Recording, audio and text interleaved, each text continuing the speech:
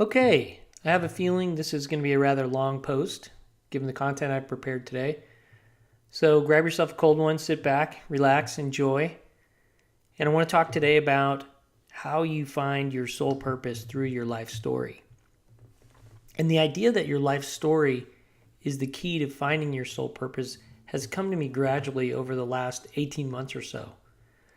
There are many stories which could have been written about your life, but there's only one that has been written to the present. So this week, to help you understand this concept, instead of my usual lesson-oriented blog, let me tell you my story and how I found my soul purpose. To date, I've only shared this story with a few dozen people, and this is the first time that I'm actually putting it in writing. So keep in mind, the story I'm telling here is primarily focused on my soul purpose, which for me centers around my vocation. And not everyone's soul purpose centers around their vocation. For example, some are here to build families or care for others without compensation through a vocation. In future posts, I will share other aspects of my life story to emphasize a point about this or that, but for now, this is my story as it relates to finding my soul purpose through my vocation.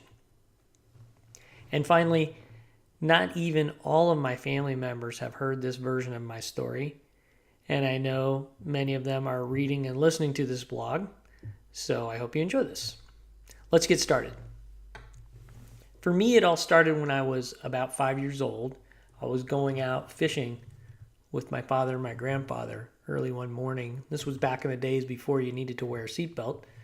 So as a 5-year-old, I was laying in the back of the station wagon, looking up at the stars in the Milky Way, and wondering about God and infinity that somebody had told me about recently, and it kind of blew my mind as a 5-year-old.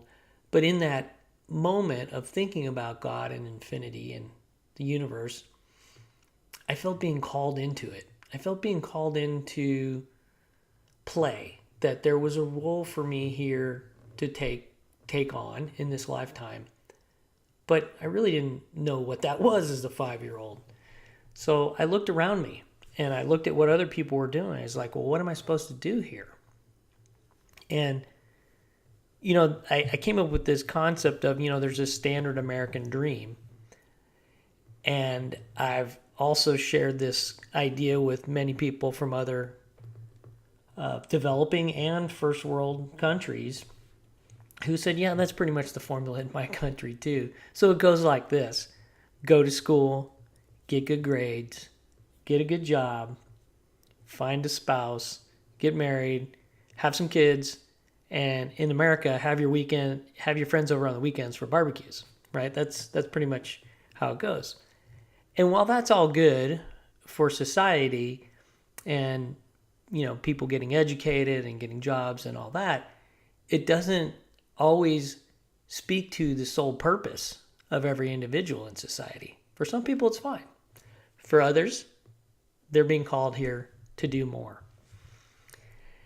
So I went on with this formula for a while, and when I was in my teenage years, I really felt a calling to be an entrepreneur.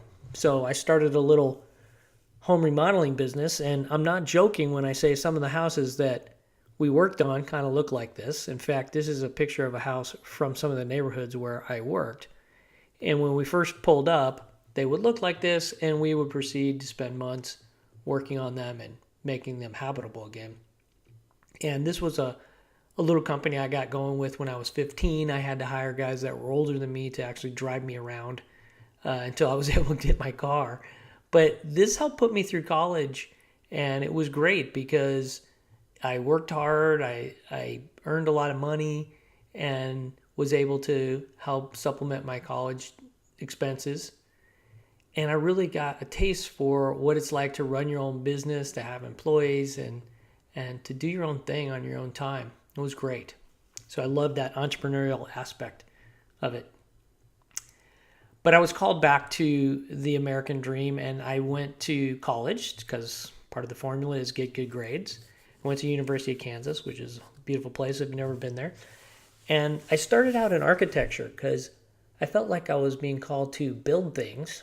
As you'll see later on, I being called to build other things other than buildings. But I started out in architecture, and then I soon discovered that wasn't for me, and I switched over to electrical engineering, which in hindsight was a good decision because I learned a lot about a lot of things that I'm able to use today. And through meeting some people at the University of Kansas, through a whole nother story I'll tell someday, I was able to secure my first job out of college at NASA's Johnson Space Center, working on the space shuttle program in mission control, which was pretty darn awesome for a kid that's 21 coming out of college to be hanging out with astronauts and all that. And I was part of the effort to bring the shuttle back online because if you remember, maybe you don't, in 1986 is when the Challenger exploded. And I was part of the team that was bringing the Challenger back online after that tragedy. It was a lot of fun. And I remember at some point after the fun started to wear off, there was this guy, and I'm not going to call him by his real name. Let me call him Ralph. So there was this guy, Ralph, that was my peer. Keep in mind, I'm 21, he's 61, and he's doing the same job I am. And I'm looking at Ralph thinking, there's no way that I'm going to be him when I'm 61. It just wasn't going to happen. It just wasn't what I was here to do. And it certainly wasn't an entrepreneurial-oriented job. I was working through Rockwell Shuttle Operations Company, but in essence, I was working for the government. And while, it was great as a first job out of college, I decided I had to get more education, right? Go back to the formula, get more education. So I decided to get my MBA. And through my MBA, I got involved in lots of interesting things, including with a buddy of mine, Scott Satterwhite. I ran a business plan competition with him, and we submitted, there was over 200 submissions from around the world, and we came in the top 5. And we got to go present our idea to a panel of judges. We ultimately did not win, but we sure had a lot of fun doing it. And the key things in it for me was synthesizing ideas and organizing them into a way that makes for a good company. And I was also, in that sense, being entrepreneurial, which I loved. And it was a great opportunity for personal development. Also, during my MBA program, I was part of the SED, Students for the Exploration and Development of Space, work with Peter Diamandis. We put on a whole conference. It allowed me to, again, be entrepreneurial, to speak, and to motivate other people about the benefits of space. And once I got my MBA completed, I was able to secure a job at KPMG, which, again, is going back to that standard American formula, get a good job part of it. I got my education, my MBA. Now I've got a good job at KPMG, one of the top consulting firms, in the world. And it, again, was great. And through that opportunity, I learned a lot about business process management. I led the effort to organize and synthesize a lot of information that KPMG was teaching our clients and wrote a book about it. I trained over 5,000 people, and I just loved it. I loved speaking and training. And while I was there, I was also introduced to a man by the name of Frank White, who wrote a book called The Overview Effect. And I started to think about bigger things in the world. Because the overview effect, if you haven't heard about it, is the term that Frank gave a cognitive shift in awareness that's been reported by some of the astronauts and cosmonauts during spaceflight, often when viewing the Earth from orbit or from the lunar surface. It refers to the experience of seeing firsthand the reality of Earth in space, which is immediately understood to be a tiny and fragile ball of life, quote, hanging in the void, unquote, shielded and nourished by a paper-thin atmosphere. From space, national boundaries vanish, the conflicts that divide people become less important, and the need to create a planetary society with the united will to protect this, quote, pale blue dot becomes both obvious and imperative. The pale blue dot comes from one of the astronauts who, coming back from the moon, realized that he was able to hold his thumb up in front of his face and literally blot out the Earth. And that's how fragile it he experienced it. And many people, after interacting with these astronauts, observed that these individuals also had a noticeable difference in their attitude after their experience of seeing the Earth from space. And I called Frank up and I said, "Hey, Frank, I love your book. I want to tell the world about it." And he's like, "Okay, what can I do to support you?" And he sent me a bunch of slides. I put together a presentation, and I went to several conferences and just presented on his book and how great I thought it was. And again, it was an opportunity to write and speak. Never took that anywhere, but it was something that I love and I enjoyed, and I remembered that. From Houston, I had the opportunity to move to San Francisco with KPMG. And ultimately with KPMG, I decided it was only semi-entrepreneurial as a partner within a much larger organization, and I wanted something that was a little more entrepreneurial in a smaller organization. So I found a program project management firm with clients like Wells Fargo and Kaiser Permanente, which really allowed me to pursue some of the things I loved, which was to synthesize information, organize it, motivate people to get projects done. And I worked for 10 years in San Francisco and Oakland in the Bay Area, doing some great projects. And during that time, I was also able to write another book called Great Idea, Now What? I co-authored it with a man by the name of Howard Brunson, who I'll tell you about in another story. But this was getting back to what I love to do, which was to write and to motivate and to speak. And it was entrepreneurially oriented, and I loved that stuff. So I pursued it as a kind of a side hobby. And as another kind of side venture, I joined a network marketing company that was centered around personal development. And again, this appealed to my sense of I love to interact with people, to be entrepreneurial, to organize and to motivate people to get a job done. And I had a lot of fun doing that. And then in 2005, I was contacted by a friend of mine from college who said, "Hey, I'm building this company around home automation." And later we did a lot of stuff with mobile apps and development and controlling homes and other things through mobile apps.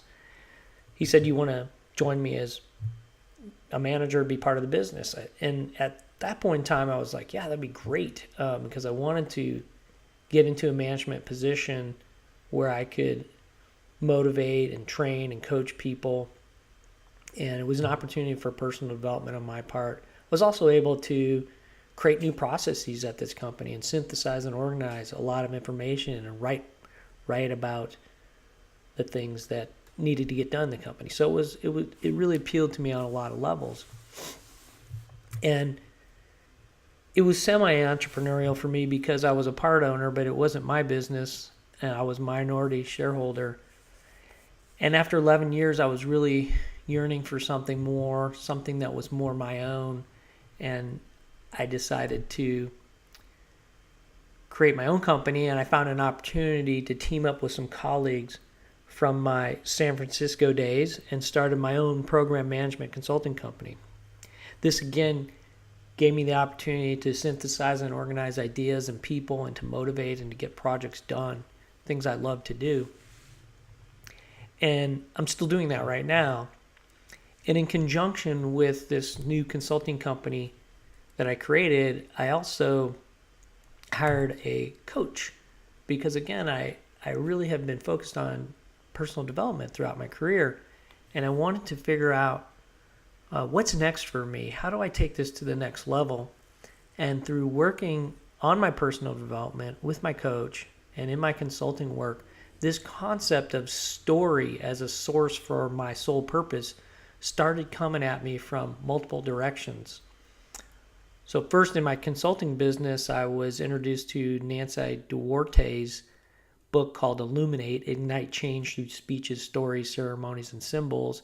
And then also John Kotter wrote a book called The Heart of Change, Real Life Stories of How People Change Their Organizations. So those were some key resources I used in some of my consulting work. I also volunteered with my coach, Michelle Humphrey, to deliver a presentation to our mastermind group called The Importance of Story. And I was delivering that relative to our communication with others, especially as it relates to our business.